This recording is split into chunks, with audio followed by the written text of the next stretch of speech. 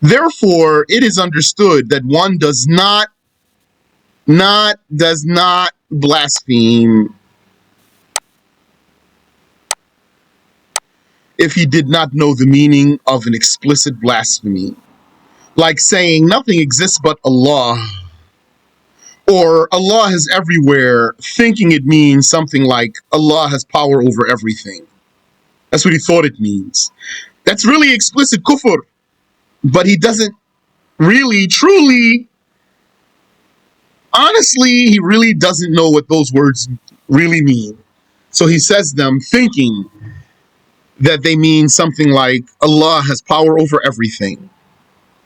So then he is taught and forbidden from such expressions. You teach him, tell him, don't say that. That means this. If you say nothing exists but Allah, then what you're really saying is that everything that exists is Allah. That's blasphemy. That's paganism. That's shirk. Or if you say Allah is everywhere, you're saying Allah is in the bathroom, He's in the sewer hole, He's in the toilet as you relieve yourself. You can't say that, so don't say that. He says, well, I thought it meant He has power over everything. I meant to say He has power over everything. Then we say, no, don't say. Just say He has power over everything. Don't say He's everywhere. Don't say nothing exists but Allah. That's kufr. So he is taught and forbidden from such expressions.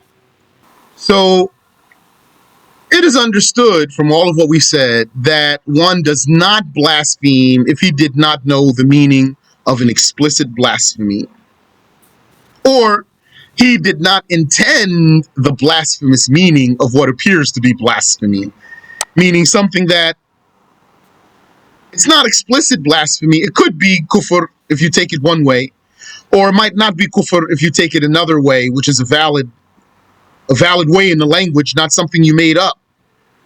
It's valid in the language to not be blasphemy if you take it one way, but it's valid in the language to be blasphemy also if you take it another way. So then he did not intend the blasphemous meaning of what appears to be blasphemy, like saying Allah is high, because that could mean majestic and great and perfect. Or it could mean in a location. So if it means majestic and great and perfect, it's not blasphemy. If it means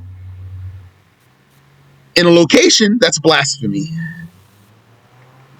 Or someone says, in God's hands.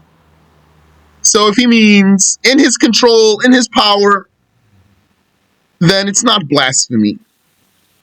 If he means God has organs, body parts, members, then it's blasphemy. I'm not talking about whether it's permissible to say these things or not. I'm not talking about whether it's permissible to say it or not.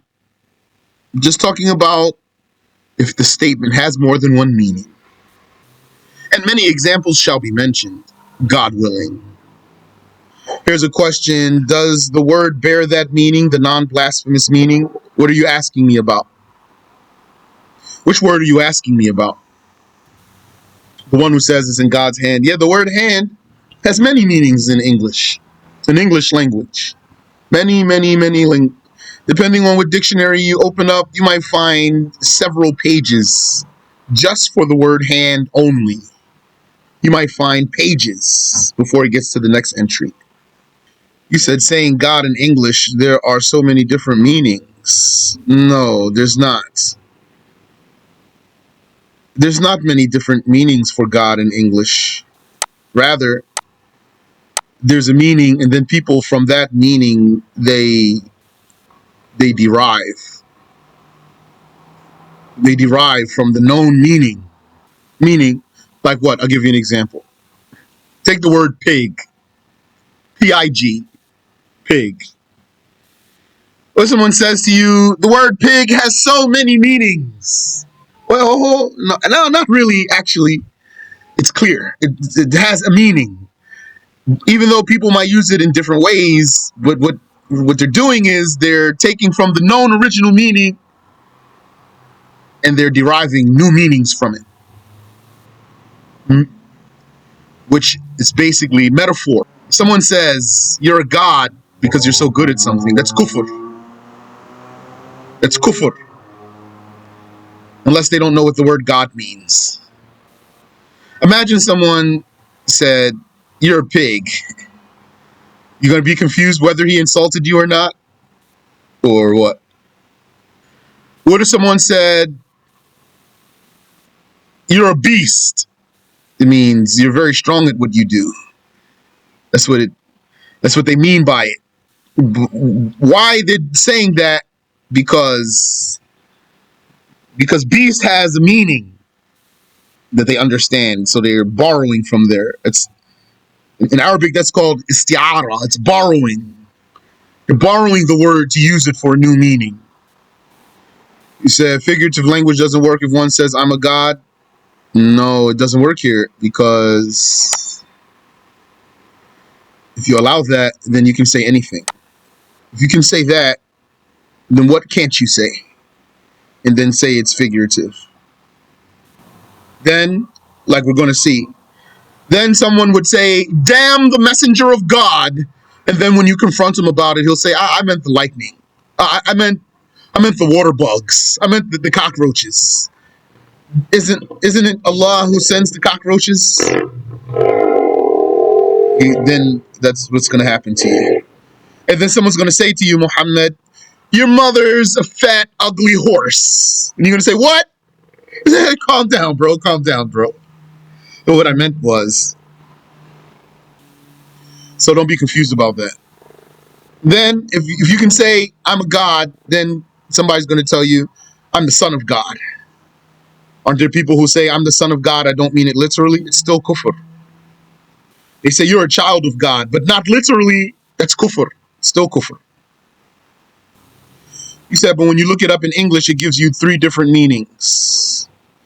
Yeah, see, there's an issue here, which is just because they put it in the dictionary doesn't mean that that's how it goes. So you need to be careful. Do you know? I'll give you an example. Do you know? Do you know what they put into the dictionary recently? Maybe not all dictionaries. They put, you know what they put in there? They put bootylicious. That's in the dictionary. Bootylicious. But you know what? Hold on. The meaning that they put for bootylicious, that's not even what it means originally. When the word bootylicious was first coined, it wasn't used the way they put it in the dictionary. That's a small example.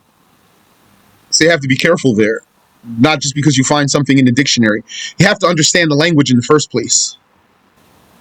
You have to understand the language. You need to understand the religious judgments. Then when you open up the dictionary and you look in there,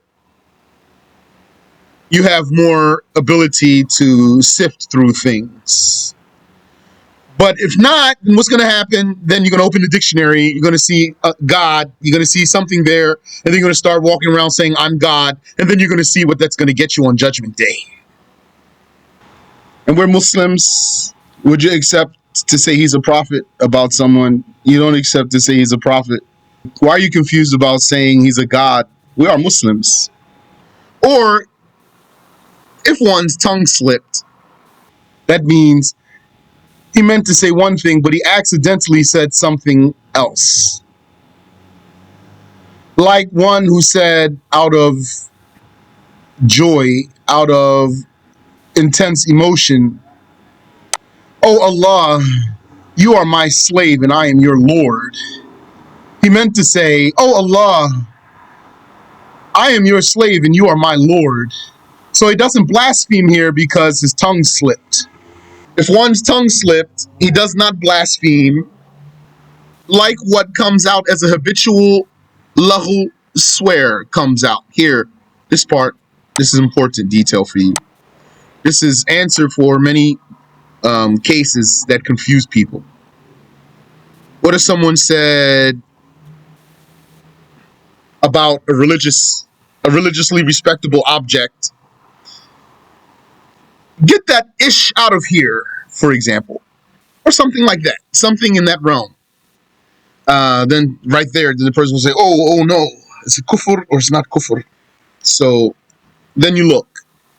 What comes out like a habitual lahu swear, That means, you know how some people swear about everything, no matter what? They say, Wallahi, Wallahi, I swear by Allah.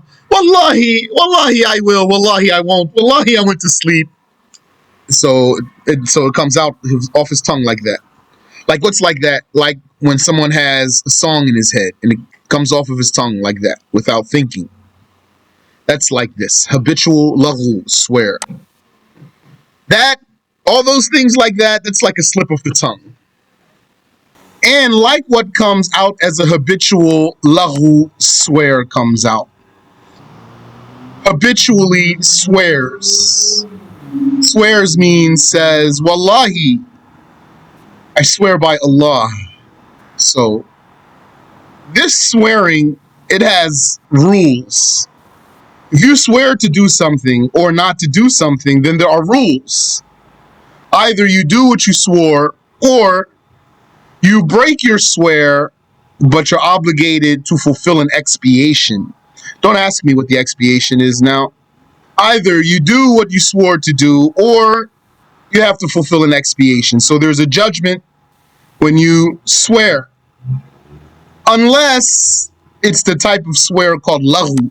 Laghu means voided, nullified, like it's nothing. So the laghu swear is the swear when you are saying wallahi, but not with the intention of binding yourself.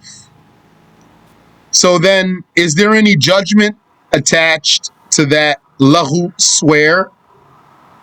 Do you have to do what you swore to, or else fulfill an expiation? No. Not in that case, because it came out habitually without thinking. And whatever comes out like that is like that. Whatever comes out habitually without thinking like that, then it's like a slip of the tongue. Like someone has a song in his head, and so the words of that song come off of his tongue. Or like someone uses profanity often, and then once he used a profanity for a religiously respectable thing. Like he said about a book, for example, a religiously respectable book, that ish, the S word. So then you look here, did he commit kufr? So if it came out like how someone says, Wallahi habitually, like the one who has a song in his head, so the words roll off of his tongue without thinking. If it comes out like that, then he doesn't blaspheme. Wa subhanallahi wa bihamdi.